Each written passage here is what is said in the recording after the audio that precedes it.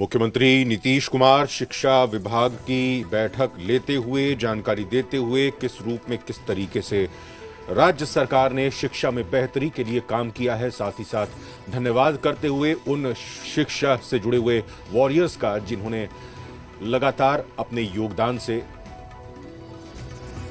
लोगों को शिक्षित किया है। टीचर्स का जो रिक्रूटमेंट किया गया, कितनी बड़ी संख्या में किया गया, 3.5 लाख के करीब। और उसके बाद उनको जो कुछ भी दिया गया, कई तरह की बात चलती रही और हम तो हमेशा कहते रहे कि भाई हम ही लोग हैं जो ये किए हैं और हम ही लोग आपके हक में जो सोचेंगे। और इस बार भी जो किया है, आज हमने जो 15 अगस्त को ऐलान किया था, अब उस ऐलान के बाद उसका इम्प्लीमेंटेशन भी किया गया है। तो सब तरह से जो काम कर दिया गया है और जो कुछ भी राज्य सरकार के द्वारा जो उपाय किया गया है, सेवा शर्तों में सुधार कर दिया गया। जो भी लोग पंचायती राज संस्थाओं में, नगर निकायों में कार्यरत शिक्षक हैं, उनकी सेवा शर्तों में सुधार कर दिया गया। राज्य सरकार की सामाजिक सुरक्षा एवं कल्याण को दृष्टिगत रखते हुए पंचायती राज संस्थानों एवं नगर निकाय संस्थानों अंतर्गत कार्यरत शिक्षकों एवं पुस्तकालयाध्यक्षों को ईपीएफ स्कीम को आच्छादित किया गया। अब ईपीएफ स्कीम से सबकी इच्छा थी, उससे भी हम लोगों ने जोड़ दिया। और इसके बाद हमारी इच्छा तो थी कि हम उनकी तनख्वाह को बढ़ाएं, लेकिन इस बार कोरोना वायरस के चलते जो आर्थिक स्थिति बहुत कमज़ोर हुई है, तो वैसी स्थिति में भी हमने तय किया कि ये तो सब दिन के लिए नहीं, कुछ ही दिन की बात है। कुछ समय के बाद, इस साल के बाद तो फिर स्थिति नॉर्मल होगी, इसका पूरा का पूरा भरोसा है। तो हम लोगों ने तय कर दिया कि 1 अप्रैल 2021 से ही हम लागू कर देंगे और उसका विस्तार कर दिया। आपको ईपीएफ से जो पैसा मिलेगा और जो हम लोगों की तरफ से किया गया, इसको जोड़ा जाए, अगर 15% का किया है तो इसमें आप समझ लीजिए कि लगभग 1950 करोड़ रुपए की लगेगा। और ईपीएफ योजना के अंतर्गत जो किया जाएगा खर्च, उसमें 815 करोड़ रुपया, यानी कुल मिलाकर के अतिरिक्त वित्तीय भार 2765 करोड़ रुपए का होगा और लोगों को 20% से भी ज़्यादा का लाभ मिलेगा। तो ये हम लोगों ने करना शुरू किया है। और इसी तरह से हर तरह से अब इनको जो नियोजित कहते थे, तो हम लोगों ने कभी नियोजित की बात नहीं की है। ये शिक्षक हैं, ये काहे का नियोजित करेंगे, ये तो अपने से चलाते रहता है लोग। तो बहुत लोग तो ये भी लिख देता था कि कॉन्ट्रैक्ट पर है। अरे वो परमानेंट हैं, वो शिक्षक हैं, उसको नियोजित शिक्षक कर। यह भी हम लोगों ने कहा कि कभी कोई इसको नियोजित शिक्षक नहीं कहेगा, वो शिक्षक है। तो इस तरह से सब तरह की बात की गई। और आपको मालूम है कि हमने 15 में 20% की वृद्धि की और 17 में 7वें वेतन आयोग की अनुशंसा के अनुरूप वेतन में 17% की वृद्धि कर दी। और इसके बाद आपको मालूम ही है 20% से अधिक वृद्धि पंचायती राज संस्थानों में, नगर निकाय संस्थानों अंतर्गत कार्यरत शिक्षकों, पुस्तकाध्यक्षों को राज्य सरकार द्वारा दी गई है। तो इस तरह से जो भी और इसके उनको जो फायदा मिलेगा, और ये कोई अंतिम चीज़ नहीं न है, ये चीज़ बढ़ता जाएगा और स्थिति अच्छी होगी। मैं तो शिक्षकों से यही कहूँगा, शिक्षिकाओं से, कि भाई आप ही पर सब कुछ निर्भर है। आप बच्चों को, बच्चियों को पढ़ाइए और बच्चे और बच्चियाँ का पढ़ना बहुत ज़रूरी है बिहार के उत्थान के लिए, देश के उत्थान के लिए। और हम लोगों ने इतनी बड़ी संख्या में हम लोगों को किया है, तो हमारा तो एक ही अनुरोध शिक्षकों से है कि भाई सबको पढ़ाइए प्रेम से।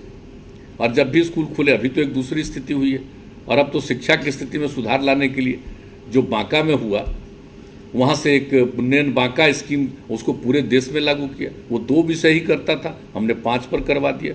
अब मुझे खुशी है कि अब सभी जगह कम से कम उन्नयन बिहार स्कीम के रूप में इस तरह से लोगों को पढ़ाने की बात कर रहे हैं। जो लड़के लड़कियों की संख्या स्कूल में कमती थी, अब इसी के चलते वो संख्या बढ़ने लगी थी। खैर अभी तो इन दिनों तो स्कूल नहीं चल रहा, अन्य प्रकार से लोगों के पढ़ने पढ़ाने का काम हो रहा है। टीवी के माध्यम से ये व्यवस्था की गई है और आप लोगों ने एक अच्छा काम किया कि कम से कम ये कोई नहीं है। और यहाँ तक कि पुस्तक वगैरह सब चीज़ के बारे में आप उसको सब तरह का इन्फॉर्मेशन मिल रहा है, ताकि किसी को कोई कठिनाई नहीं हो। और हम लोगों ने तो बिजली घर घर पहुँचा ही दिया, तभी सब तरह की कहाँ दिक्कत है। अगर ये करना भी चाहते, आप बिजली नहीं पहुँचाए रहते तो कुछ होता। तो ये सब काम जो हम लोगों ने किया है एक एक तरह से, तो उसके चलते शिक्षा के क्षेत्र में भी बहुत लाभ। और जितने भी हमारे अन्य शिक्षकों की जो और मांगे थी और पुस्तकालय अध्यक्षों की भी, ऐच्छिक स्थानांतरण के बारे में, प्रोन्नति का अवसर।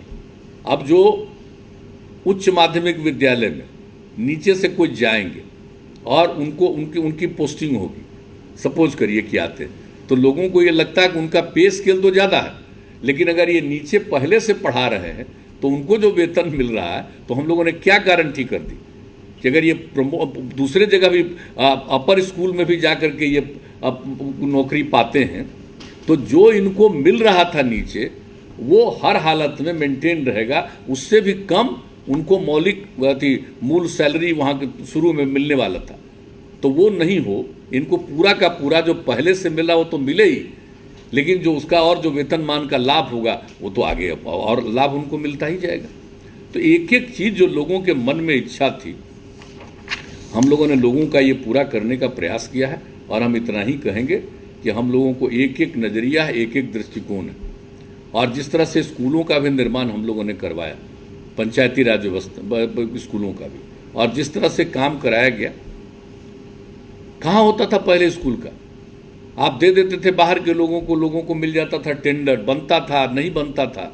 इस तरह से जो हम लोगों ने शिक्षा समिति को दिया ये जिम्मेवारी, और कितना बढ़िया से सब कुछ बना। पहले जाते थे, घूमते थे, पता चलता था कि किधर स्कूल है और कितने स्कूलों का हम लोगों ने उसका बाउंड्री भी बनवा दिया था। तो अब कहीं भी जाते हैं तो पता चल जाता है कि किधर स्कूल है। तो बहुत सारे लोगों को तो वस्तु स्थिति को अवहेलना करने की इच्छा रहती है। अब उसके चलते लोग चाहे जो कहे, लेकिन कितना उत्थान हो रहा। और अभी उप मुख्यमंत्री जी ने बताया किस तरह से हम लोगों ने और इंस्टीट्यूशंस का किया, यूनिवर्सिटी का किया, कितना ज़्यादा किया है, नए संस्थानों का। तो आज तो मुझे खुशी है कि ये तो हमारे जो 3,304 पंचायतों में आप लोगों ने पढ़ाई के लिए जो सुविधा शुरू की है उसका कहा, इसके लिए आपको धन्यवाद है। लेकिन इतना सब कुछ का बहुत अच्छी चीज़ है। और इसके लिए उच्च माध्यमिक विद्यालय के संचालन के लिए आवश्यकता अनुसार वर्ग कक्षों का निर्माण तो किया ही गया, बेंच डेस्क उपलब्ध जो हमारे अपर मुख्य सचिव ने किया, शौचालय पेयजल की व्यवस्था की गई, और स्मार्ट क्लासरूम में विकसित करने के लिए टीवी और इन्वर्टर इत्यादि की खरीदारी की गई। अब आप सोच लीजिए, तो जो हम जिसकी चर्चा कर रहे हैं कि उन्नयन स्कीम के अंतर्गत जो ये सब होगा, तो सब तरह की सुविधा उपलब्ध हो जाएगी, लोगों को इसका लाभ मिलेगा हर तरह का।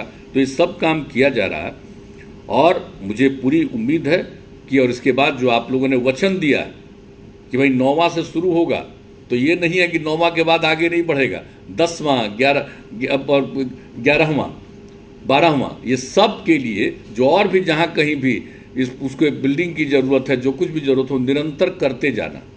तो अब तो हम शिक्षा विभाग को यह भी कहेंगे कि ये काम तो 9वां के लिए हो गया, अब बाकी जो काम बचा है, अभी तो स्कूल नहीं खुला है, उसके लिए तत्काल आगे के काम के लिए भी आप तत्काल उन सब जगहों का जो किए हुए हैं सर्वेक्षण, उसको देख करके अगले के लिए भी प्रस्ताव लाइए इसको, ताकि हम लोग स्वीकृत करें, ताकि ये काम तो हो ही रहा है ना, काम को तो रुकावट नहीं है, निर्माण का काम तो हो रहा। स्कूल को बंद किया गया है, लेकिन आप लोगों ने दूसरे माध्यम से लोगों को पढ़ाने का इंतजाम किया, तो ये काम तो कर दीजिएगा जरूर। तो एक तो इसके लिए हुआ, और मुझे जो कुछ बातें आपको कहनी थी वो हम लोगों ने कह दिया है। और इसके अलावे जो कोरोना महामारी के दौर में जो दिक्कत हो रही थी, कुछ भी हो गया था, तो हम लोगों ने डीबीटी के माध्यम से शिक्षा से संबंधित योजनाओं की राशि का बच्चों को हस्तांतरण किया गया, चाहे बालिका पोशाक योजना हो, किशोर स्वास्थ्य छात्रवृत्ति हो, प्री मैट्रिक, मुख्यमंत्री साइकिल योजना, मुख्यमंत्री बाल पोशाक योजना, मुख्यमंत्री बालिका प्रोत्साहन योजना, कन्या उत्थान योजना, मेधावृत्ति, मुख्यमंत्री मेधावृत्ति आदि योजनाओं में बच्चे बच्चियों को जो लाभुक थे उनको डीबीटी के माध्यम से उनके खाते में 2,892 करोड़ 20 लाख रुपया वितरित किया गया। एक एक चीज़ किया गया। मध्याह्न भोजन के लिए भी हम लोगों ने वो प्रबंध करके भेजा, एक एक काम किया। और जो भी काम अब आप लोगों ने करने का निश्चय किया है, वीडियो एवं ई कंटेंट के माध्यम से बच्चों को ऑनलाइन पढ़ाने की व्यवस्था जो आप कर रहे हैं, ये बहुत खुशी की बात है और इस काम को कीजिएगा, मैं इसके लिए बधाई देता हूँ। तो ये काम तो हो ही रहा, अब प्राथमिक से लेकर के उच्च माध्यमिक विद्यालय तक ये काम करने का और उससे बहुत लाभ होने वाला है। और उसके बाद तो आप जानते हैं कि उसके आगे भी लोग पढ़े, हायर एजुकेशन को प्राप्त करें लोग। और हम लोगों का मात्र 13.9% और देश का एवरेज है 24%। तो हम लोगों ने क्या तय किया कि हमारे यहाँ भी हायर एजुकेशन में बच्चे बच्चियों को पढ़ाया जाएगा और उसके लिए हम लोगों ने जो उन लोगों के लिए स्कीम की शुरुआत की, 4 लाख करोड़ रुपया का उसको किस तरह का ऋण दे रहे हैं, बच्चियों के लिए 1% और लड़कों के लिए 4%। तो इस तरह से सब जो इंतजाम किया है हम लोगों ने, तो हर प्रकार से लोगों को सुविधा मिले और वही 7 निश्चय के अंतर्गत तो ये सब काम तो किया ही जा रहा है। और हम लोगों का लक्ष्य है कि हायर एजुकेशन भी लोग पढ़ें, लेकिन वही बात नहीं है। सिर्फ हमको शिक्षा लोगों को इसकी ऋण देने की सुविधा सिर्फ नहीं की है, ये सहायता देने की सुविधा नहीं की है। और हम तो कितनी बार कहे हुए हैं कि भाई इसका लाभ लो, पढ़ो और बाद में ज़रूरत पड़ेगा तो चिंता मत करना, हम लोग ऋण की माफ़ी तक कर देंगे, स्टूडेंट क्रेडिट कार्ड योजना के अंतर्गत जो मिलेगा। तो ये सब चीज़ हम लोग कहे हुए, तो ये सब तो चल ही रहा। उसके लिए इंस्टीट्यूशंस की स्थापना, और अब आज मुझे खुशी है कि मौलाना मजरूल हक अरबी और फारसी विश्वविद्यालय जिसका शिलान्यास हम लोगों ने किया था, तो उसी दिन हमने कहा था कि भाई इसका निर्माण कार्य आप तरह इस साल के 15 अगस्त को हमने किया था, लास्ट ईयर फरवरी 2019 में किया था, जो हमको स्मरण है। और उसी समय कहा था कि 15 अगस्त तक, तो खैर चलिए 15 अगस्त ही, आज अगस्त महीने में ही उसके कई हिस्सों का आज उद्घाटन का आप लोगों ने रख दिया, इसके लिए हम धन्यवाद देते हैं। और इसमें कई प्रकार की चीज़ों की सुविधा दी गई है जो आप यहाँ बताया गया है।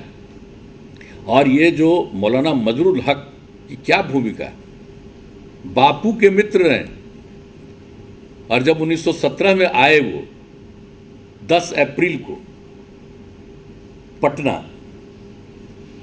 चंपारण जाने के लिए, तब भी इनसे फिर मुलाकात, और जो उनसे कितना जुड़े रहे, तो उनके नाम पर यह अरबी फारसी विश्वविद्यालय की स्थापना।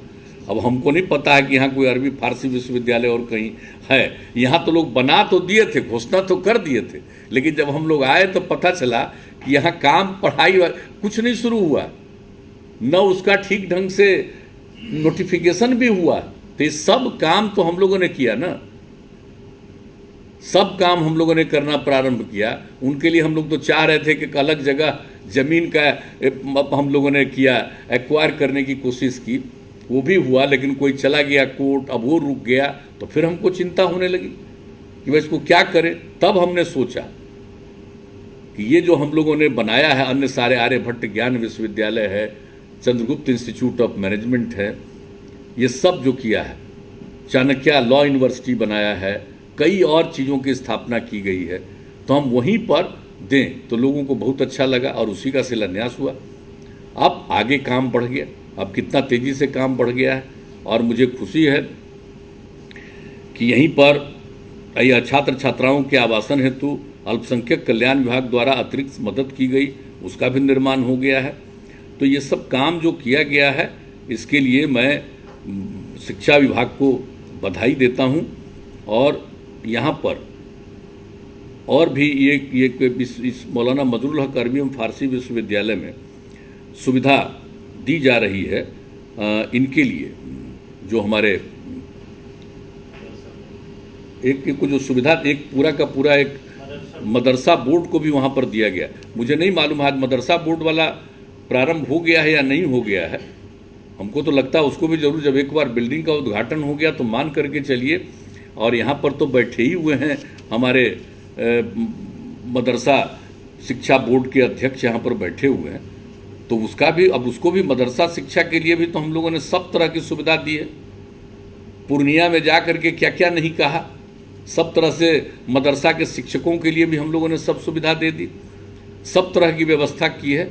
अब यहाँ पर उस आपके कार्यालय का भी इंतजाम हो गया हो तो अच्छी बात है, लेकिन उसके अलावे अन्य चीज़ों का हो रहा, जो हमारे मौलाना मजरुल हक विश्वविद्यालय के यहाँ पर बैठे हुए हैं, ये मोहम्मद खालिद मिर्जा साहब जो कुलपति हैं, मैं तो यही कहूँगा कि भाई अब ये काम हो रहा, इस काम को और आगे मुझको आप पर पूरा भरोसा है, इसको और तेज़ी से काम करवाइए। आज ये सब हो रहा है, प्रशासनिक भवन, परीक्षा भवन, 4 दीवारी भवन, इसमें कई चीज़ों का काम जारी है, बहुत चीज़ें पूरी हो गई है। तो आज इसका शुरुआत हो रहा है और मदरसा शिक्षा बोर्ड को जो स्थान दिया गया है वहाँ पर मदरसा शिक्षा बोर्ड अपना काम शुरू कर दे, तो ये बहुत अच्छी बात है। और आर्यभट्ट ज्ञान विश्वविद्यालय, अब आर्यभट्ट ज्ञान विश्वविद्यालय, अब वाइस चांसलर साहब यहाँ बैठे हुए, ये डॉक्टर साहब से मेरा आज का नहीं संबंध, पीएमसीएच के डॉक्टर, इनसे हमारा पुराना संबंध है। हम जो गए थे पिछला बार तक, कितना बात हम आर्यभट्ट ज्ञान विश्वविद्यालय पर कह दिए। अरे विश्वविद्यालय का काम शुरू करने के लिए कुछ काम इंजीनियरिंग और मेडिकल कॉलेज को दिया गया, लेकिन वही काम नहीं है, वो प्रारंभिक काम है। असली काम है ज्ञान विश्वविद्यालय, और नामकरण क्या, आर्यभट्ट ज्ञान विश्वविद्यालय। भूलिएगा मत कभी नामकरण। आर्यभट्ट क्या थे? वही तो ज्ञान के प्रतीक हैं। 1500 साल पहले यही उन्होंने काम किया, शून्य का आविष्कार किया, मैथमेटिक्स पर जो काम किया, एस्ट्रोनॉमी पर जो काम हुआ, जो पृथ्वी का सब कुछ है, व्यास है, सब कुछ है, उसके बारे में 3 स्थल से उन्होंने जो अध्ययन किया और जो पूरे दुनिया को इस सब चीज़ों का ज्ञान हुआ, तो मौलिक रूप से यहाँ काम करने वाले आर्यभट्ट साहब, उनके नाम पर यह ज्ञान विश्वविद्यालय है। तो भाई जो हम लोगों का है कि ज्ञान का मतलब तो जो कुछ भी आपको मालूम है, और एक चीज़ जो हमने कहा वहाँ पर तो खैर आप लोगों ने शुरू कर दिया, वो काम तो चल रहा है, लेकिन उसके अलावे जो आर्यभट्ट ज्ञान विश्वविद्यालय में सेंटर ऑफ एक्सेलेंस का नवनिर्मित G+4 भवन का उद्घाटन हो रहा। यहाँ पर सेंटर ऑफ ज्योग्राफिकल स्टडीज, और वो सेंटर जो है journalism and mass communication, Pataliputra school of economics, और इसके अलावे नदियों के बारे में जो हम लोगों ने जानकारी, जल के बारे में जो हमारे हरिवंश बाबू हैं, उन्होंने ही इसके लिए मदद किया है। इसमें आप लोगों ने नाम नहीं लिखा है सबका कि जिनका जिनका हो रहा है आर्यभट्ट ज्ञान विश्वविद्यालय में 4 जो हाँ रिवर स्टडीज, तो वही तो हरिवंश बाबू ने उसके लिए अपने सांसद MP लैड से उसमें मदद किया है। मैं उसके लिए उनको बधाई देता हूँ। और बताया गया कि वो भी इस कार्यक्रम से जुड़े हुए हैं, वो रांची में हैं या दिल्ली में हैं, वो जुड़े हुए हैं इस कार्यक्रम से, तो ये खुशी की बात है। तो 4 सेंटर इस भवन का बन गया है।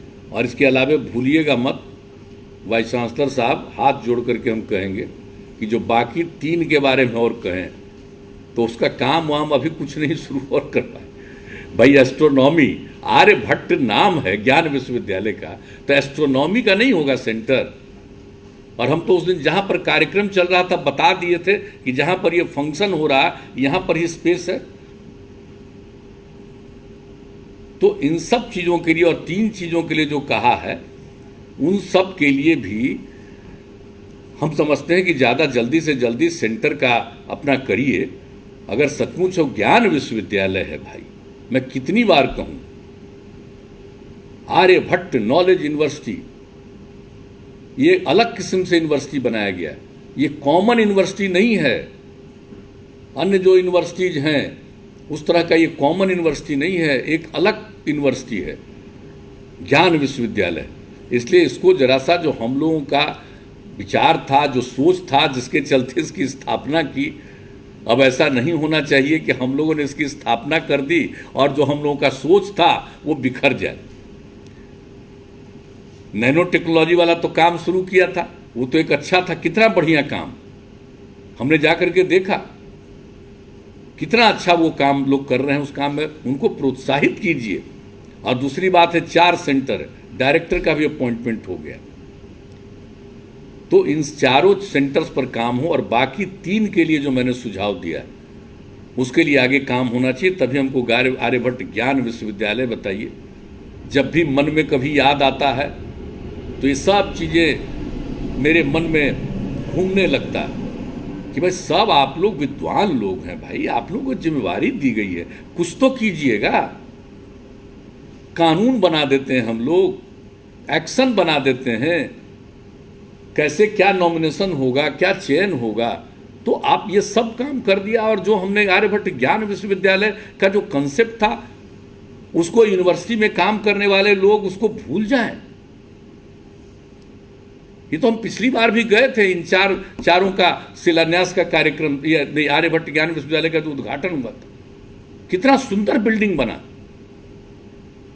और सुंदर बिल्डिंग का डिजाइन तो उस समय जो हमको प्रो वीसी कानून में अमेंडमेंट करके प्रो वीसी का अपॉइंटमेंट जो किया था हम लोगों ने, उदयकांत मिश्रा जी, जो हम कुछ दिन नहीं थे तो उस बेचारे कुछ इतना काम कर रहे थे और उस बीच में कई तरह की बात लोग करने लगे। हम कुछ दिन के लिए तो छोड़ दिए थे काम, और वो आदमी को लाख कहने पर भी छोड़ दिए। तो विश्वविद्यालय का जो बिल्डिंग का डिजाइन बनाया, किसने बनाया? तो इतना सुंदर तो सब कुछ बनवा दिए भाई। तो इसलिए जरा सा मेरी बात को गौर करके सुनिए और ध्यान दीजिए। हम बहुत सम्मान करते हैं, बहुत इज्जत करते हैं। अब प्रो वीसी को यहीं से भेजा गया, प्रो वीसी को यहीं से भेजा गया। तो असल चीज जो आर्यभट्ट ज्ञान विश्वविद्यालय का जो कंसेप्ट है, जो सपना है, उसको साकार करने की कोशिश करिएगा।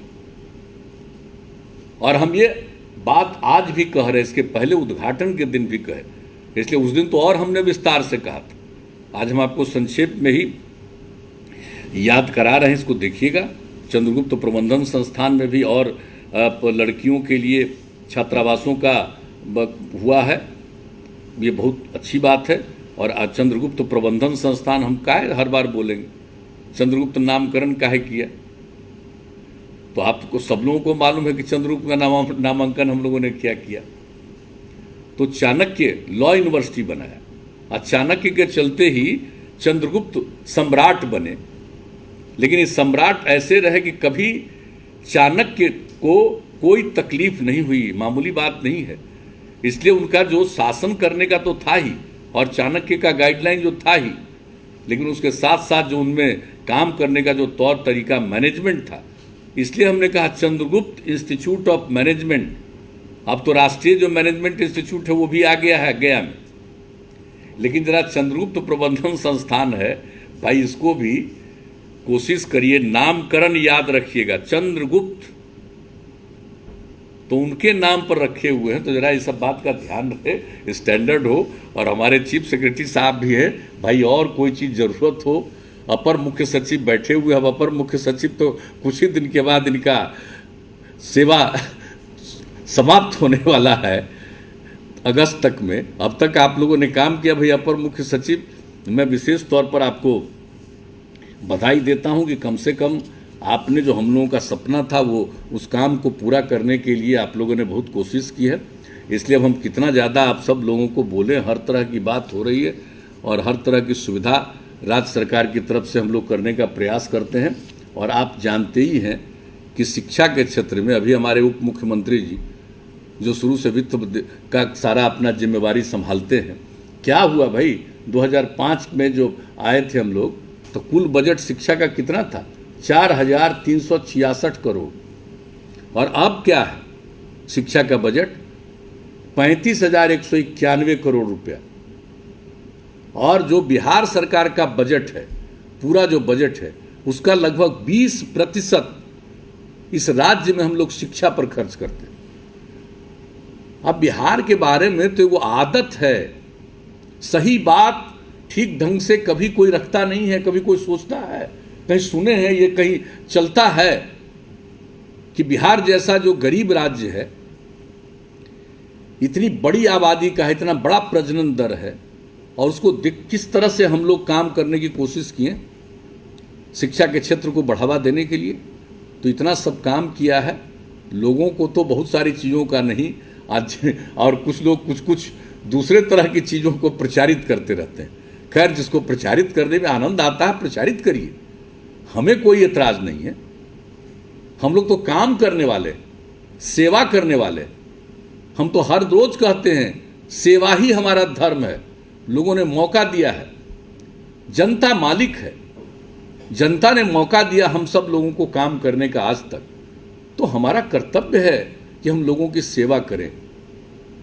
और वही सेवा करते हैं, हर क्षेत्र में सेवा करते हैं, तरक्की हो, आगे बढ़े, नई पीढ़ी का कल्याण है। और हम शिक्षा विभाग से एक ही बात कहेंगे, इन्होंने अभी जो चीज़ दिखाया, एक छोटा सा दृश्य, एक लड़की गई साइकिल से और दूसरी लड़की उदास बैठी थी और उसको ये पता नहीं था कि उसके पंचायत में भी अब पढ़ाई शुरू हो जाएगी, हाई स्कूल और इंटर स्कूल की, 12वीं कक्षा तक की। तो ये उस बच्ची को मालूम नहीं था। तो जो दृश्य दिखाए हैं आप, कृपा करके हम यही कहेंगे। और शिक्षा विभाग के द्वारा तो बहुत सारा काम हम लोग करवाते हैं, कितनी मानव श्रृंखला होती है शिक्षा के माध्यम से। हम लोगों ने जो बापू आए थे यहाँ पर, चंपारण सत्याग्रह, उसका भी 100 साल, उसमें भी बहुत सारा काम दिया। और अब तो शिक्षा में आप जानते हैं, बापू के बारे में सबको जानकारी देने के लिए हम लोगों ने 3 से 8वें तक के बच्चे बच्चियों के लिए एक किताब और उसके आगे के लिए दूसरी किताब, उसके आधार पर बापू के बारे में लोग जानते हैं। पहले लोग पढ़ा देते थे, अब टीचरों को ट्रेन किया गया कि भाई हर रोज बच्चों को बताइए, और जो बापू के बारे में जो बातें हैं उसको जानेंगे। उनका जीवन ही संदेश है। अगर जो हमारे बच्चे 10% बच्चे भी और बच्चियां भी अगर बापू के विचारों से प्रभावित हो गई और बापू के जीवन को समझ गई, तो ये देश बदल जाएगा, समाज बदल जाएगा। तो हम लोग तो ये सब काम कर रहे हैं। तो ये सब काम तो आप लोगों ने किया है, इसके लिए धन्यवाद है। और हम तो अब यही चाहेंगे कि बाकी जो कुछ भी बचा खुचा काम है, जो भी चीज़ है जिसके बारे में हमने चर्चा कर दी है, उस पर तेज़ी से काम करिए। और सारे जगहों पर, और जो यूनिवर्सिटी के भी हमारे जो अपॉइंटमेंट होने वाले, उनके लोगों को भी जो मन में दिक्कत थी, हमने 15 अगस्त को ऐलान कर दिया, उसके दिशा में काम आगे बढ़ गया है कि भाई जो पहले का उनका पीएचडी का है उसको भी मान्यता रहेगी। और जो कुछ लोगों के बारे में, टीचर्स के बारे में जो कह दिया था कि ये जो होगा वो जो वहाँ का है एमफिल का, तो बिहार में कोई पढ़ाई तो हुआ ही नहीं था डिग्री, तो इसमें बिहार में क्यों एमफिल रहेगा। तो इन दोनों चीज़ों के बारे में, वो शायद तो जेएनयू में होता था ना, वहीं से शुरू हुआ था एमफिल का। तो ये बिहार में तो एमफिल का कुछ नहीं था, तो उसको क्यों होगा। अब जो कुछ भी हुआ तो उन चीज़ों के बारे में, और पहले के जो पीएचडी हैं उनको भी पूरी मान्यता मिले, इसके लिए हम लोगों ने जो भी यहाँ से प्रावधान किया है, और वो अंतिम चरण में है, वो महामहिम के यहाँ गया हुआ है, और उसके बाद उसका जो एक प्रोसेस है वो हो रहा है। तो इसलिए सबको सुविधा। तो जो हमारे जो कॉलेजेज हैं वो भी ठीक ढंग से निश्चित रूप से वहाँ पर आगे पढ़ाई हो, हमारे लोग जो है उच्च शिक्षा को भी प्राप्त करें। और एक बात जान लीजिए, हम लोगों का लक्ष्य है 13.9% जो हमने पहले कहा, और देश का औसत है 24%, और हम लोगों का लक्ष्य क्या है कि हम लोग 30% कम से कम शेयर पर जाए, कि 30% लोग प्राप्त करेंगे हायर एजुकेशन को भी। तो इसके लिए भी सब काम कर रहे हैं। और मेरे हिसाब से मैं पुनः दोहरा कर एक बात कहूँगा, पहले की जो स्थिति थी और धीरे धीरे जो आपने अलग अलग 5-5 साल में स्थिति में बदलाव किया, और आज जो आज स्थिति आई है, अब आप सोच लीजिए, इस बार जो मैट्रिक की परीक्षा हुई तो लड़की की संख्या लड़कों से भी ज़्यादा। ये कितनी खुशी की बात हो गई। अब लड़का लड़की बराबर हो जाए तो क्या स्थिति होने वाली है अपने राज्य की। इन सब एक से एक चीज़ों के बारे में किसी को ढंग से मालूम नहीं है। नई पीढ़ी के लोगों को इन सब चीज़ों की जानकारी दीजिए। तो मैं तो यही निवेदन करूंगा कि भाई ये काम आप कीजिए, और आगे भी आपसे काम लेंगे अपर मुख्य सचिव जी, तो इसमें भी पूरा का पूरा सहयोग आप करते रहिएगा। तो मेरे हिसाब से ये पूरे तौर पर जो शिक्षा के क्षेत्र में, और हमारे जितने और अन्य अधिकारी और शिक्षा के जो विशेषज्ञ हम लोगों के काम के साथ जुड़े हुए, मैं सबको धन्यवाद देता हूं, बधाई देता हूं। उनको जो जो काम हम लोगों ने दिया, क्या क्या काम किया, हमने तो एक चीज़ की चर्चा कर दी 1917 में, जो 100 साल पूरा हुआ बापू के चंपारण आने का, चंपारण सत्याग्रह का।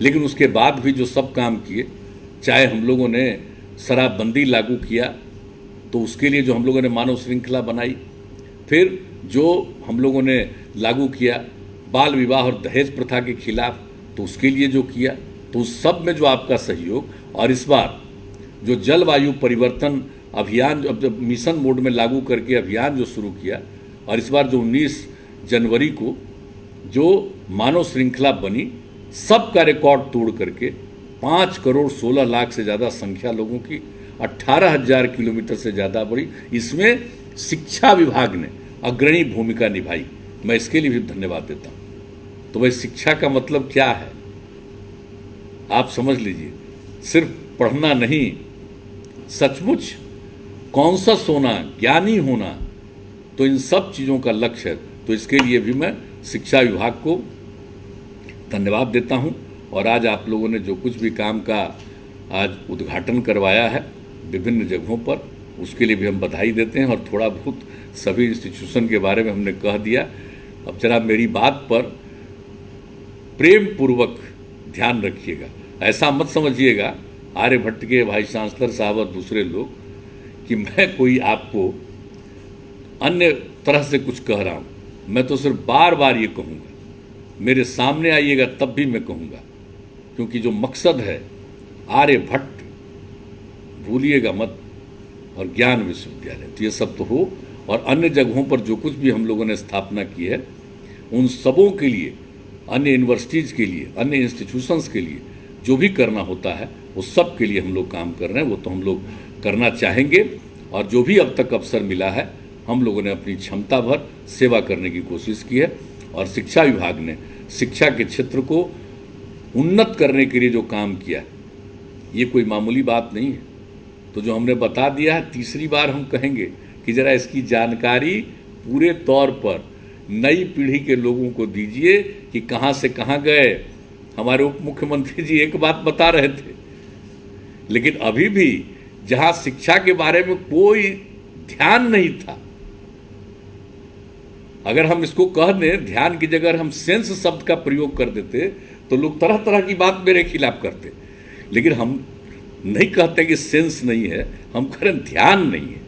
तो शिक्षा के क्षेत्र में जितना हम लोगों ने ध्यान दिया है, और उसके हिसाब से जो आज बिहार में शिक्षा की प्रगति हुई, इन सब चीज़ों के बारे में पूरी जानकारी आम लोगों को मिलनी चाहिए।